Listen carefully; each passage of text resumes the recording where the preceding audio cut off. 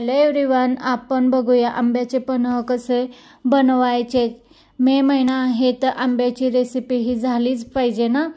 इथे मी 5-6 आंबे असे धुवून त्याचा पुढचा भाग चिरून घेतलेला आहे। नंतर एक कुकर घेऊया। कुकरमध्ये सगळे आंबे ठेवून घेऊया आणि त्यामध्ये थोडेसे पाणी घालून घेऊया। पाणी घातल्यानंतर त्यामध्ये अर्धा चमचा मीठ घालून कुकरला 5-6 शिट्ट्या करून घेऊया। कुकर थंड झाल्यानंतर आंबे एका प्लेटमध्ये काढून घेऊया आणि ते सोलून घेऊया आणि त्याचा गर ना एका मिक्सरच्या भांड्यात सगळा व्यवस्थित काढून घेऊया।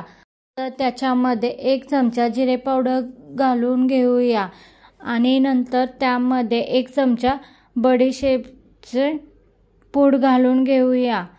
त्यानंतर त्यामध्ये 1 चमचा काळी मिरी पूड घालून घेऊया आणि चवीनुसार मीठ घालून त्यामध्ये अर्धा चमचा काळे मीठ घालून घेऊया।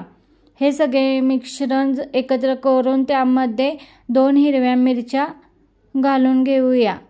त्यामध्ये बारीक चिरलेले आले घालूया। आले घातल्यानंतर त्यामध्ये धुवून घेतलेला पुदिना घालूया आणि हे सगळे मिश्रण मिक्सरला बारीक करून घेऊया।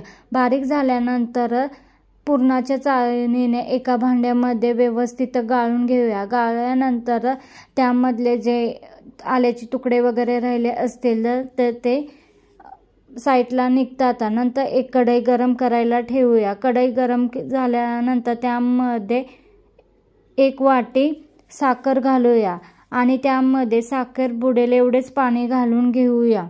पाक बनवून घेऊया। आंब्याचे पन्हे बनवायलाही सोपे आहे आणि पटकन तयारही होते। ते बॉटलमध्ये भरून तुम्ही फ्रीजमध्ये 6 महिने स्टोअरही करून ठेवू शकता आणि तुम्हाला वाटेल तेव्हा ग्लासमध्ये बर्फ घालून आणि थोडासा पुदिना घालून बनवून पिऊ शकता। तयार झाल्यानंतर त्यामध्ये तुम्ही आंब्याचे गाळून घेतलेले मिश्रण घालून ते व्यवस्थित हलवून घ्यायचे। त्याच्या गुठळ्या होऊन द्यायच्या नाहीत। अशा तऱ्हेने आपले आंब्याचे पन्ह तयार झालेले आहे। चला पटापट सबस्क्राईब करा, लाईक करा। बाय।